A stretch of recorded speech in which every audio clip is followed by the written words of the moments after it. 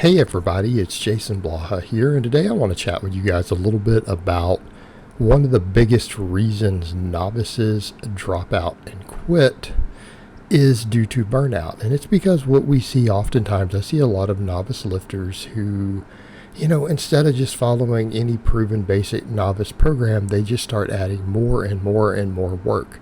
They'll see a program and they're like, well, I think that I need a lot more of this. I'm going to start adding a bunch of chin-ups because I'm able to do chin-ups.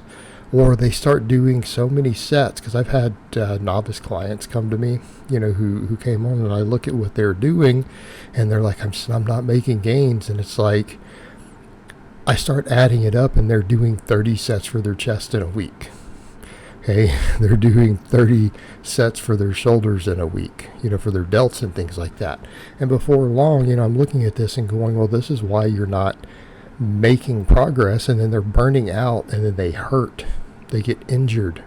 And the problem is that a lot of the novices go, well, I'm trying to squeeze out every last drop of gains that I can get. Well, the issue is they don't know how to program. They have no idea what they're doing. And so when they start chasing every last drop of gains they're trying to get, they end up doing more volume than they can fully recover from. They start accruing overuse inflammation, higher DOMs, and this stuff affects you psychologically. And it's because they want more, more, more. And it's that we've been told by so many influencers, and we have a quick fix society, that, hey, you can make this transformation in 30 days or 90 days. And the truth is, most of these transformations that they're showing you have probably been 6 months or a year of slow bulking. Someone's been gaining muscle. They're a little bit fluffy, and then they just diet. That's what you're seeing. You're probably seeing most of the time someone who's at least milked out their noob gains, gained a little fat while doing it, and then they do a cut. They don't even really gain muscle during these transformations, right? You see this all the time. Well, I had this person and they did this, but they didn't get any bigger. So that wasn't their lifting that did that. They were already that size. They just did a little bit of a cut, but you see this. This is one of the things that are commonly advertised. And that they think that if they do it as quickly as possible, they'll gain all their gains, and everything will be good. Well, the issue is that it doesn't teach them consistency. It doesn't teach them good habits. They end up getting burned out. They end up getting injured. And once they get hurt, when a novice gets hurt the first time, it knocks them way back. They get knocked way back.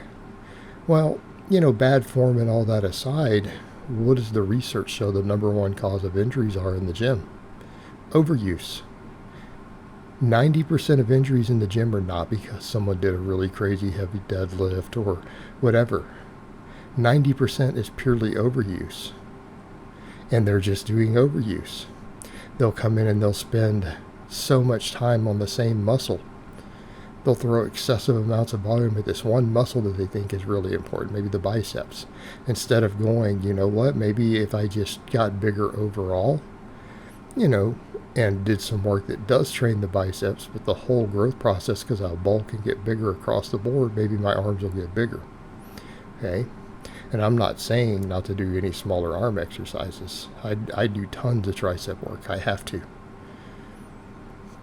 But they'll continue to do that. And then that tendon gets inflamed, right? Before long, then their forearms hurt. Then they can't grip anything. Then they're like, oh, well, my forearms hurt, so I can't even do any sort of back work without straps. And then their forearms start to lag. And then again, they hurt. And when you hurt, you eventually want to give up. It's not human nature to say, well, I'm going to keep doing this thing and go 100% as hard as I can. When you're in pain, your brain will stop you, and it will make you want to stop training eventually. And then they do, and they quit, and they drop out. And the reality was, had they just said, you know what, if I focus on just making good gains on proven systems and just put in the time, I'll still get those new gains, but I'll do so in a way that keeps me consistent. And the reality is, they may actually gain more muscle doing that than the silly stuff they were doing in the same amount of time. because it's just focused on progression and getting good results, not pushing everything to your limits. Not pushing everything to your limits, and just being consistent, because consistency, that's one thing that I can tell you about training. Even though I'm big on fine-tuning, perfecting training to reach different goals, it's my wheelhouse. I will tell you that mediocre programming that's, okay, not great, but okay, if you do it with 100% consistency for months and months and months on end, or years on end, you will probably make decent gains. You'll still make decent gains. Like, consistency seems to be the single most important factor here. Okay. Consistency. Not going all out 100%. Now, if you happen to get on good programming and you're consistent, hey, even better, you'll make even better progress. But good programming accounts for fatigue management. It accounts for saying, are we stimulating enough to grow? And that's something else I've seen come up with this. I've seen people even in my comments tell some of these novices, well, if you can do more, you should do more. Well, not always, because the amount of workload that you can probably handle as a novice lifter that will give you, say, 90% of possible muscle growth might be half of the volume that you can technically handle. Right? So if you did double the work, you're only going to see a small difference, and it won't even be an amount that you can see in the mirror. You only see a small difference. But then if you're butting against maximum recoverable volume, guess what? You're tireder, you're fatigued, you hurt more. Your consistency will go down. And if consistency goes down, then that MRV for short bursts, maximum recoverable volume, isn't going to do anything for you. You're going to actually gain less from it. You're going to gain less muscle from it. You're going to be beat up more. You're going to be at higher risk of injuries. Novices need to learn to just be consistent, make good progress, because the time is going to pass either way. Make good progress, learn good habits, develop a lifestyle around this stuff. And if you do that,